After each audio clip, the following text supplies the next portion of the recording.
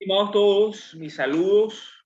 Muy agradecido por la receptividad con el canal de YouTube, con la información que hemos estado compartiendo en materia contable y tributaria. El día de hoy vamos a desarrollar de manera muy sencilla los puntos más básicos del impuesto al valor agregado desde cuatro perspectivas: de la perspectiva de un importador, de un distribuidor, de un minorista y finalmente de la perspectiva de nosotros como consumidores finales.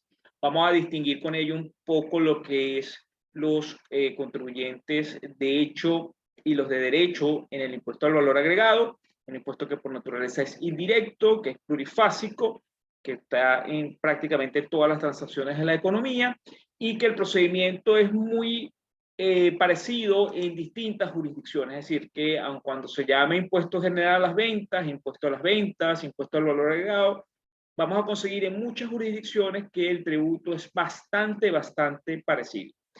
Vamos a hacerlo a través de un ejemplo y para ello nos vamos a apoyar en el Excel para poder desarrollar cada una de las fases, ¿sí? Vamos a arrancar primero con unas premisas iniciales.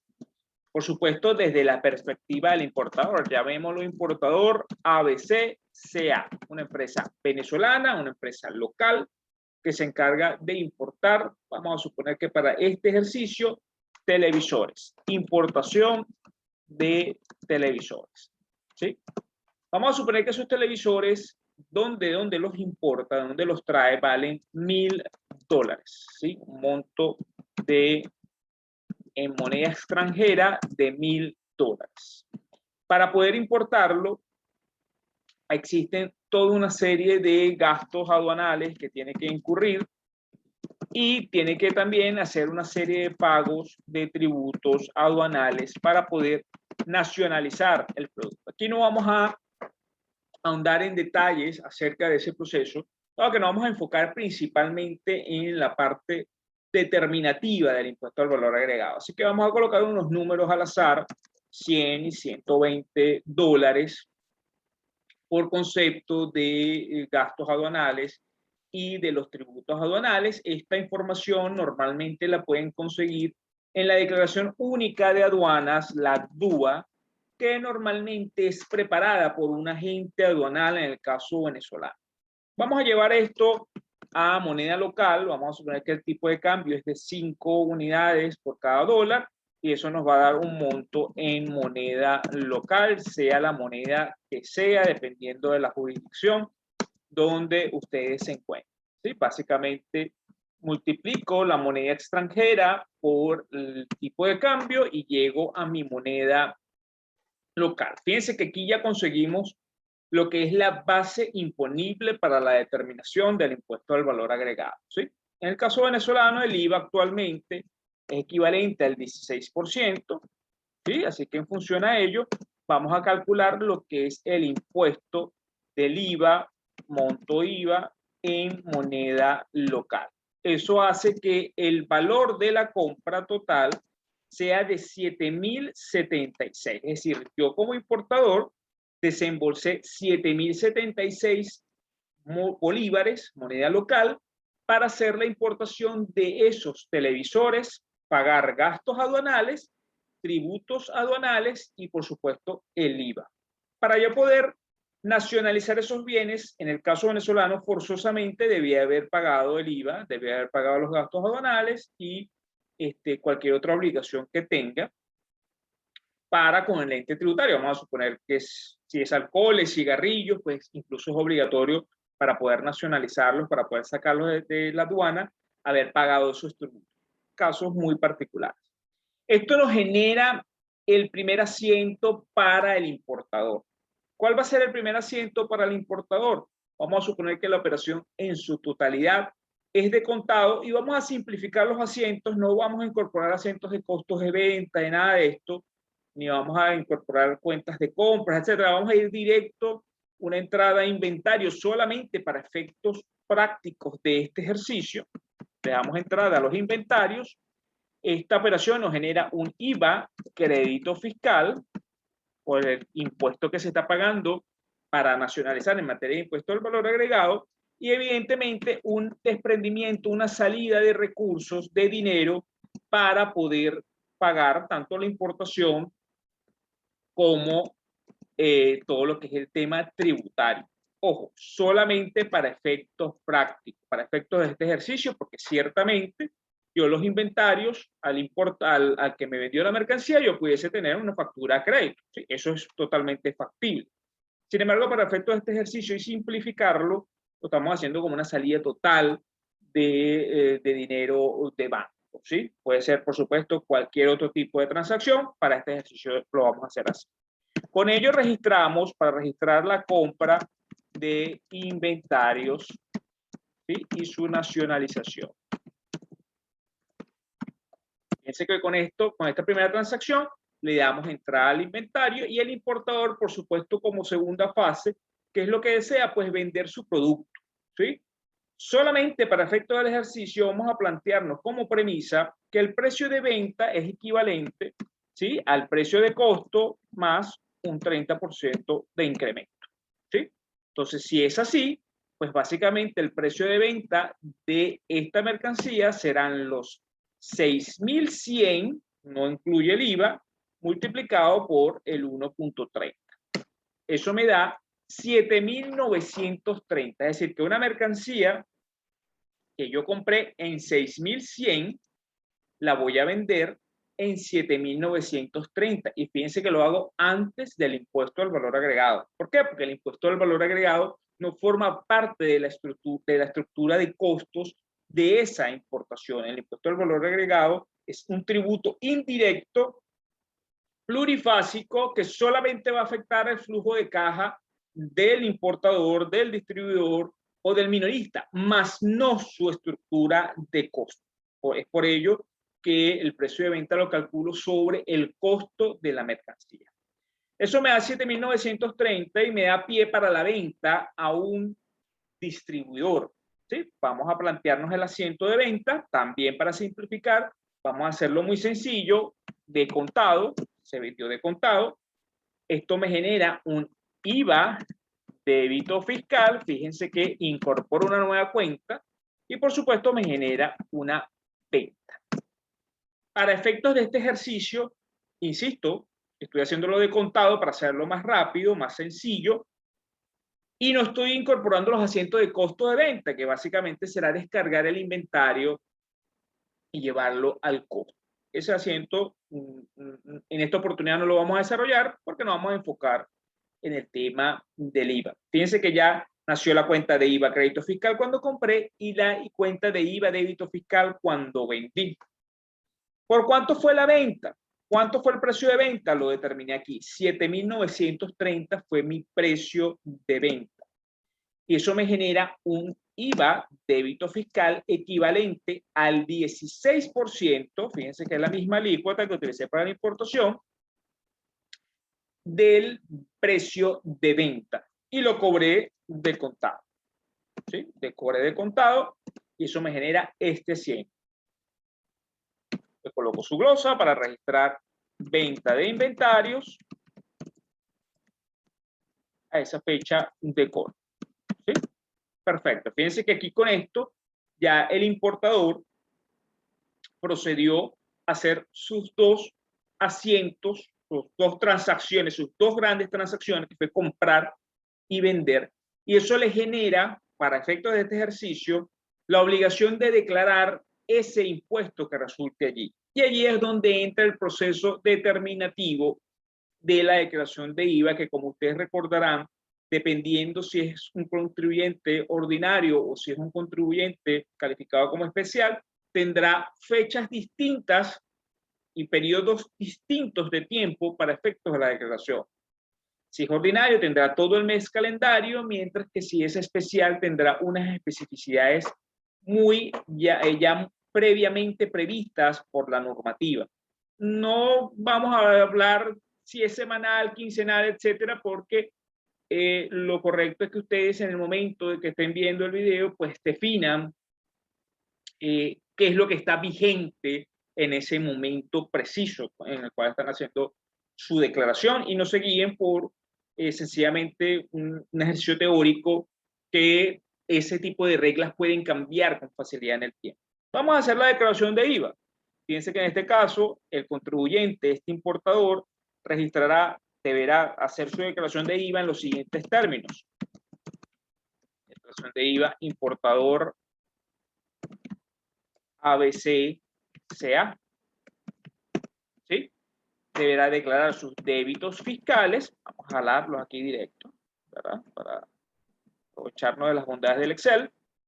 El IVA débito fiscal es equivalente a 1.268,80 bolívares y su IVA crédito fiscal es equivalente a 976. Evidentemente esto lo vamos a poder hacer mucho más eficiente cuando lo estamos llevando en la contabilidad, cuando lo estamos, llevamos asientos diarios, asientos mayores, llevamos nuestros libros al día, llevamos sistemas de computación, evidentemente esto simplifica el proceso. Esto hace que automáticamente generemos la cuota, lo que se denomina la cuota tributaria, y con la cuota tributaria el contribuyente, este importador, estaría obligado a pagarle al CENIAT 292,8. Pero fíjense que él ya había pagado previamente 976. ¿Sí? Fíjense que estos 976, ya este contribuyente los había previamente declarado cuando hizo el proceso de nacionalización. Entonces, este señor, a esta fecha, el importador pagó 292,8 vía declaración mensual o semanal o quincenal, la que sea, y 1.268 vía nacionalización. Ambos son créditos, perdón, 976. Ambos son créditos fiscales. En su totalidad, él terminó pagando los 1.268,80 que le cobró a su cliente. Entonces, fíjense que eso demuestra que estos 1.268 no son del importador, son totalmente de la autoridad tributaria. ¿Sí? Entonces, esto es muy importante, por eso es que insisto en que no es un tema que cambie la estructura de costos, sino es un tema que tiene efectos en el flujo de caja, porque debo ser responsable en el manejo del flujo de caja. Ahora venimos con el segundo eslabón. Sí, el segundo eslabón es el señor que hace el distribuidor, el mayorista, distribuidora, el mayorista CA. ¿Sí? Este señor, fíjense que él, cuando el importador le vendió los televisores, se los vendió en este precio. ¿Sí? Entonces, a este asiento que hizo el importador, yo como distribuidora debo hacerlo, pero con el sentido contrario, es decir, tengo que darle una entrada a los inventarios, tengo que registrar un IVA crédito fiscal, voy a tomar aquí esta misma cuenta, y la salida de bancos en el mismo sentido de la transacción anterior. Fíjense que 7.930, lo que es para él una venta, para mí es una compra de inventario, lo que para el importador es un IVA débito fiscal, para el mayorista es un crédito, y para lo que él es una entrada de dinero, para mí como mayorista o distribuidor es un desprendimiento de recursos, y con ello registro para registrar compra de inventarios al importador. ¿Sí? Fíjense que allí cambia lo que para el importador es un asiento. Vamos a tenerlos los dos aquí en pantalla. Fíjense que lo que para él es un asiento de una forma, para mí es el mismo asiento, para mí como distribuidor es el mismo asiento, pero al revés.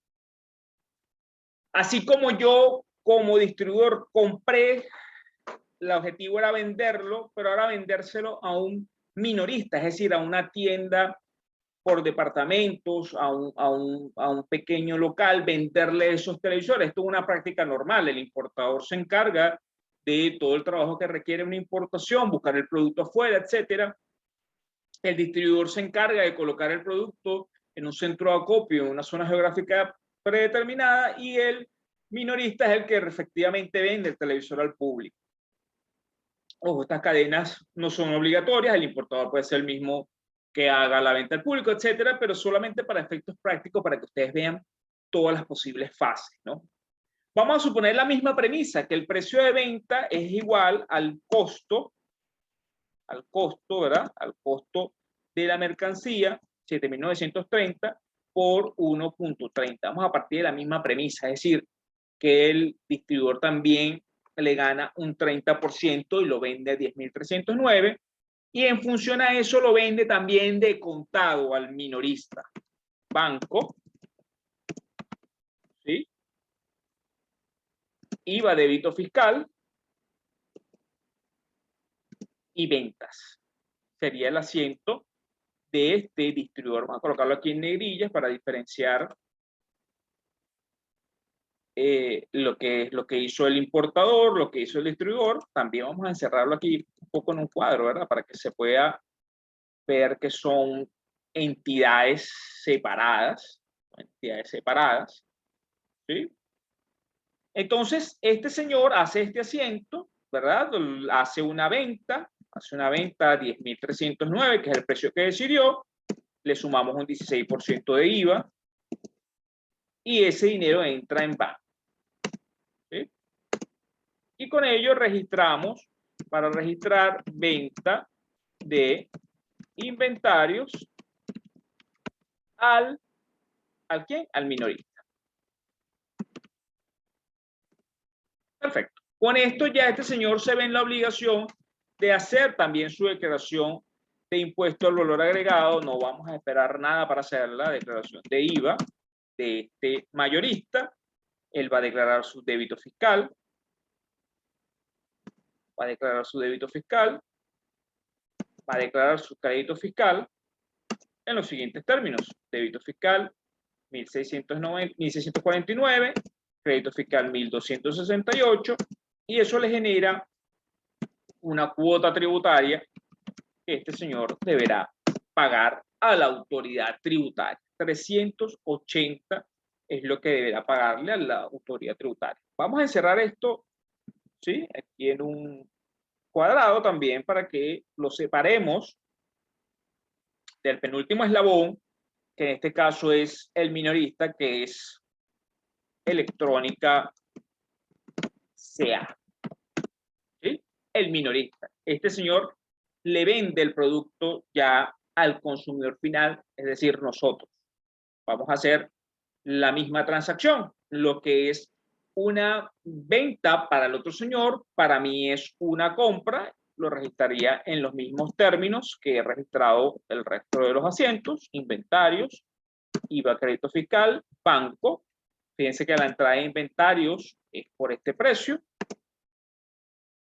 El IVA, crédito fiscal, lo que es débito para él, para mí es crédito. Y lo que para el mayorista es una entrada de dinero, para mí es una salida de dinero. Y le coloco su descripción, su glosa igual para la compra, para el registro de la compra de inventarios al mayorista. ¿Sí? Le compré al mayorista. Partimos de la misma premisa, que el precio de venta es equivalente al costo del inventario por el 1.30, fíjense que antes del IVA, y eso me da 13.401, precio de venta, y lo vendo, pero ahora se lo vendo ¿a quién? Se lo vendo al consumidor final. Se lo vendo al consumidor final y digo, ok, mi venta es de 13.401, consumidor final, eso tiene un IVA, por favor me lo pagas, del 16%, y vamos a seguir con la tendencia de que es de contado, 15.545, y registro para registrar venta consumidor final de televisores. Este señor minorista también está en la obligación de hacer su declaración de IVA y la va a hacer en los mismos términos que en las anteriores veces.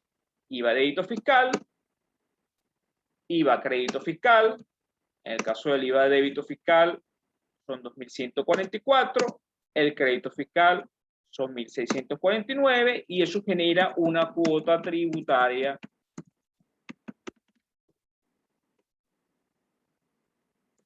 de 494. Vamos aquí a reducirle, ¿verdad? Un poco los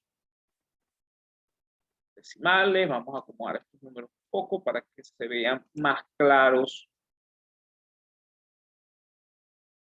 Para que se vean más claros en los decimales. Entonces, fíjense que aquí ya ocurrió todo este evento, todas estas series de eventos en las que pues interactuaron distintas tipos de entidades en distintas fases, y en todos los casos fíjense que ellos tuvieron que hacer prácticamente el mismo procedimiento: determinación de débitos fiscales, de créditos fiscales, determinación de la cuota tributaria y con ello la determinación de un pago de impuesto al valor agregado a la autoridad tributaria. Cada uno se convirtió como un contribuyente, en este caso lo que denominamos un contribuyente de derecho. ¿Por qué? Porque estuvo obligado a declarar, a informar a la autoridad tributaria cada uno de esos pagos. Sin embargo, fíjense que el IVA que terminó pagando, lo que terminó pagando el señor, primero vamos a ver la relación de precios. Fíjense que el señor terminó pagando, el consumidor final, como último eslabón, nosotros como consumidor final, terminó pagando antes de IVA por esa mercancía, terminó pagando 13.401 antes de IVA. Esto es antes de IVA. Y el precio de costo de importación, cuando lo importaron, ¿sí? Fíjense que si me voy arriba, pues el costo de importación fue de unos 6.100. Fíjense que este señor terminó pagando más del doble producto de toda esta escalada de aumentos de precio en cada uno de los eslabones, ¿sí? Pero eso no es todo, eso no es todo. Fíjense que el impuesto al valor agregado que pagó este señor, 2.144, ¿sí? Un monto importante, un monto significativo que paga el contribuyente, el consumidor final, termina siendo equivalente a la sumatoria de todos los impuestos que pagaron todos los eslabones. Vamos a verlo uno a uno. Vamos a verlo uno a uno. Vamos a ver cuánto pagó el importador. El importador pagó, cuando hizo la nacionalización, me voy para acá arriba, él pagó 976 en la nacionalización y pagó 292,8 cuando hizo su declaración. El mayorista, cuando hizo su declaración de IVA, pagó 380, y el minorista, cuando hizo su declaración de impuesto al valor agregado, pagó 494,83 como cuota tributaria. Vamos a sumar esto para ver cuánto nos da. Fíjense que la sumatoria del monto que pagaron cada uno de los eslabones es equivalente al monto que pagó el contribuyente, el consumidor final, en el momento que se le facturó el producto en la tienda. Entonces, fíjense que eso lo que demuestra es que estos señores que están aquí son consumidores, son contribuyentes de derecho, ¿sí? Mientras que el consumidor final termina siendo el contribuyente de hecho, porque es el que efectivamente terminó cuando hizo la compra del televisor, cuando fue a la caja y pagó el televisor, fue el que terminó pagando la totalidad del impuesto al valor agregado, que en cada una de las fases fue pagando el que nacionalizó la mercancía, el que se convirtió como mayorista y el minorista. Entonces, fíjense la característica tan importante del impuesto al valor agregado y el hecho de que no afecta la estructura de costo de ninguno de estos eslabones, sino afecta puntualmente su flujo de caja, mientras que para nosotros como consumidores finales sí afecta nuestro bolsillo, sí afecta nuestra capacidad de compra, porque va directamente o sale directamente de nuestro bolsillo cuando ustedes compran cualquier bien o servicio que se encuentre gravado. Pues por ello que siempre se ha hablado que el impuesto al valor agregado es un tributo que afecta la inflación y que afecta directamente al contribuyente, al de a pie, no afecta al empresario, no afecta al proveedor del servicio, dado que para ellos es un tema de flujo de caja, más allá de las distorsiones que no son motivo de este video, que se puedan dar cuando se practican prorrateos, cuando se trabaja el tema de retenciones de IVA y existen excedentes de créditos fiscales o excedentes de retenciones que no pueden ser utilizados y que pierden su valor por temas de la hiperinflación o de la inflación o de cualquier agente externo que afecte a las compañías. Eso es otro tema que desde esta óptica muy básica, muy teórica, no abordaremos, pero que evidentemente están allí, no se pueden desestimar, pero no forman parte de esta primera aproximación, de este primer video en materia de IVA, que va dirigido principalmente a personas que deseen conocer la temática básica del impuesto agregado. Bueno, muchas gracias por tomarse su tiempo en ver este video conmigo. Los invito a suscribirse, los invito a compartirlo y mis saludos para todos. Muy agradecido y espero que sigan divulgando el conocimiento y apoyando este tipo de actividades. Saludos para todos. Bye.